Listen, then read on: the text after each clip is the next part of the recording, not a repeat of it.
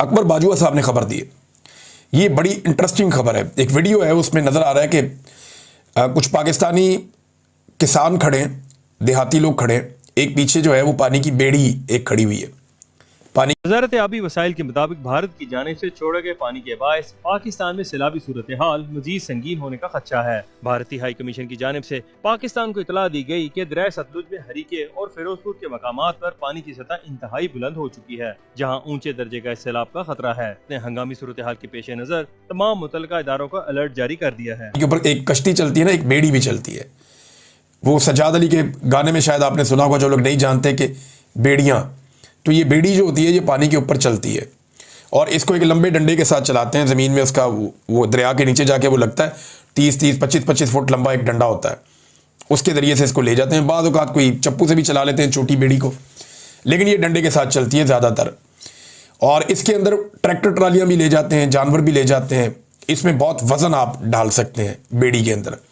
ये हमारे दरियाओं पर बहुत हैं यहाँ पंजाब में। तो एक बेड़ी पीछे खड़ी है और उसमें वो किसान उतर रहे हैं और वो बता रहे हैं कि जनाब हम इंडिया वाली साइड पे गए थे, वहाँ से हम चारा काट के लाए। तो वो जो पूछने वाला है वो पूछता है कि इंडिया से चारा काट के लाए? उन्होंने कहा जी बिल्कुल हम वहाँ से लेकर आए। उन्होंने आपको मना नहीं किया? वो कहता है जी उन्होंने मना नहीं किया। उन्होंने कहा देखिए अगर आपके जानवर इससे ज़िंदा बच सकते हैं तो आप काट कर ले जाएँ। हमारे ये कंडों पे किनारों पे जो चारा जितना लगा हुआ है ये आप ले जाएँ काट के और जाके अपने जानवरों को आप दें। आ रहा है कि सतलुज में सुपर फ्लड है इस वक्त।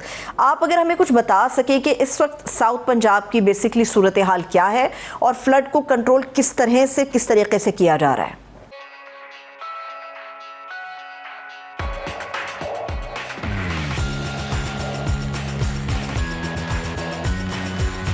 वो कहता है उन्होंने मना नहीं किया हमें, बल्कि वो बहुत अच्छे हैं, उन्होंने हमें अलाउ कर दिया कि एक मुसीबत आई हुई है, एक परेशानी है। अगर ये पाकिस्तानी है तो क्या हुआ, जानवर इनके मर रहे हैं।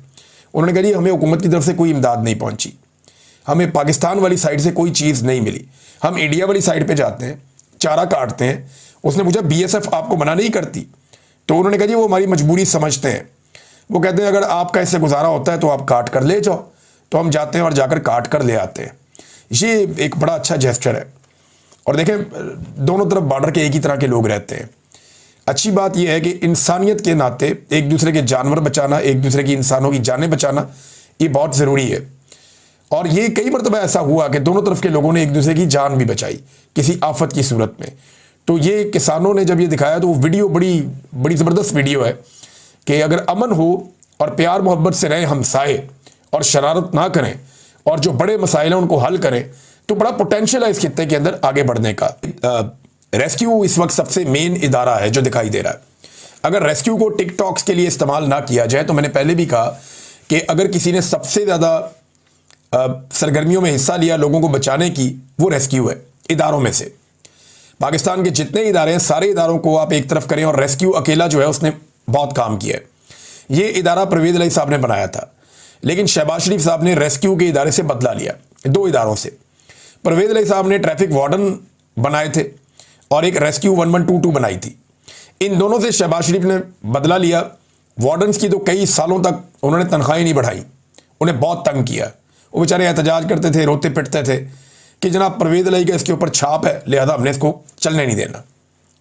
दूसरा जो आपका ये था रेस्क्यू 1122, शहबाज शरीफ साहब ने इसको भी इसकी वो हालत कर दी कि यहाँ पे मेरे पास ये खबर है, ये देखें, ये इस खबर के अंदर बाकायदा ये इश्तिहारात छपे हुए हैं और ये इश्तिहारात अखबार के अंदर छपे हुए हैं और लिखा हुआ है आपका माली ताउन जिंदगी बचाने में मुआवन, donate to rescue 1122 to save lives. यानी रेस्क्यू 1122 को आप डोनेशंस अपनी दें, यानी चंदे पे चलने वाला इदारा इसको बनाकर रख दिया। नेशनल बैंक ऑफ पाकिस्तान का PCSIR ब्रांच लाहौर में FC कॉलेज के साथ जो है, यहाँ मैं पढ़ता था, इधर हम खाना खाने जाते थे, तो उन्होंने कहा जी एमरजेंसी सर्विस फंड के अकाउंट नंबर, आगे अकाउंट नंबर लिखा हुआ है, इसके अंदर पैसे जमा करवा दें। तो शहबाज शरीफ के दौर में इसी रेस्क्यू 1122 को चंदे से भी चलाया गया और फिर जब पाकिस्तान तहरीक इंसाफ का दौर आया तो उन्होंने हर जिले तक इसको फैलाया। परवेज़ इलाही वापस आ गए ना, स्पीकर बन गए पंजाब असम्बली के, उस्मान बुज़दार वज़ीर आला बन गए। तो क्योंकि परवेज़ इलाही का एक प्रोजेक्ट था, बड़े अरसे तक यतीम रहा, तो उन्होंने आकर कहा जी फैलाओ इसको दोबारा।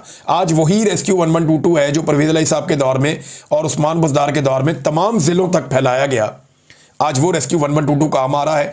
अगर मरियम नवाज साहिबा अपने टिकटॉक रोक दें, ये जो थोड़ी देर के बाद जाके रेस्क्यू वालों को सबको इकट्ठा कर लेती हैं और उसके बाद वहाँ टिकटॉक्स बनते हैं, अगर ये चीज़ें रोक दी जाएं तो मुझे उम्मीद है कि ये लोग मजीद काम कर सकेंगे, इनके ऊपर से दबाव हट जाएगा।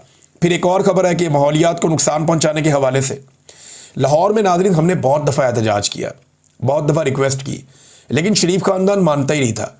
इन्होंने लाहौर में अंधाधुंध कटाइयाँ की हैं दरख्तों की।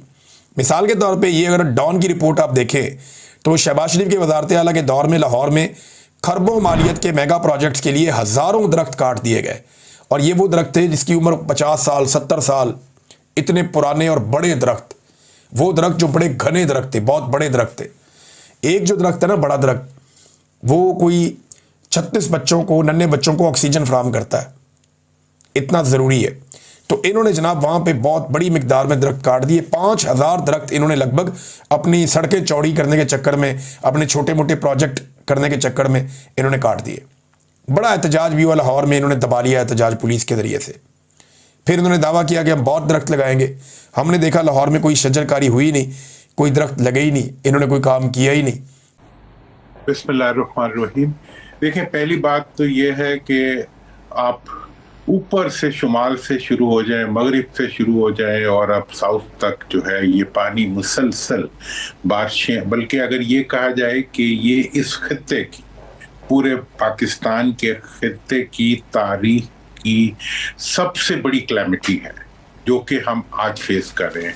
इतना बड़ा आबी तूफान और जिसमें के क्लाउड बर्स्ट से लेके ग्लेशियर बर्स्ट से लेके दरियाओं की बरहमी तक जो है हर चीज शामिल हो चुकी है। ऐसी क्लैमिटी हमने कभी माजी में नहीं देखी, और ये अभी आपके सामने ये हकायक आ भी जाएंगे जिस तरह डेटा कंपाइल होता जाएगा। इस वक्त जो है अगर आप सैलाब की सूरत हाल देखें तो पांचों दरिया जो हैं इस वक्त वो सब के सब आके कल्मिनेट होते हैं, बल्कि ब्यास तो इस वक्त इतना मैटर नहीं करता, लेकिन चनाब, सतलुज, रावी, ठीक है ना जी, और झेलम, ये तमाम दरिया आके कल्मिनेट होते हैं पंजत के मुकाम पे, और वो एरिया पूरा इस वक्त जो है साउथ का एरिया है।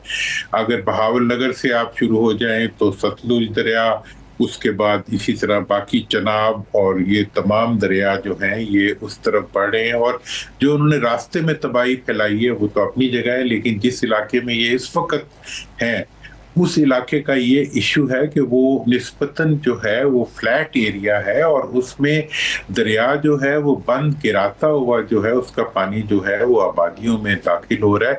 और ये इंतहाई गरीब इलाके हैं, इतने गरीब इलाके हैं कि जितना इनके बारे में आप सोच सकते हैं ये गरीब इलाके हैं, और उनके जानवरों से लेके उनके तमाम जो ज़राए आमदन है, ये उनकी पूरी ज़िंदगी जो है वो इस वक्त दरिया के पानी में बहती जा रही है। वहाँ की सारी मईशत जो है वो इस वक्त पानी में बहती जा रही है। वहाँ की गंदम पहले ही एक, वहाँ की फसलें, मतलब कपास की फसल जो कि वहाँ की एक मेजर फसल है, वो अगर पानी ज्यादा आ जाए, वो तो बारिशों ने ही वहाँ तबाह कर दी है कि जब बारिशों का पानी खड़ा हो जाता है वो मुकम्मल तौर पर जो है वहाँ पे आमों के बागात हैं। मतलब ये वो खित्ता है जो पाकिस्तान की फूड बास्केट है, और आज पाकिस्तान की फूड बास्केट जो है, पंजाब की फूड बास्केट जो है वो सैलाब के पानी में बह रही है। और सिर्फ वो ही नहीं बह रहे बल्कि उसके रखवाले और उसके राखी जो है वो भी इस वक्त एक ऐसी कर्ब की जिंदगी में है कि जिसके बारे में कुछ कहने से पहले मैं खुद, जब वहां से मुझे इतने फोन आते हैं, हर फोन मुझे आप दीदा कर दे। आपकी क्या राय है, कमेंट करें और शेयर करें। यदि आप चैनल पर नए हैं तो चैनल को सब्सक्राइब करें। वीडियो पसंद आए तो लाइक, कमेंट, शेयर करें। जय हिंद, वंदे मातरम।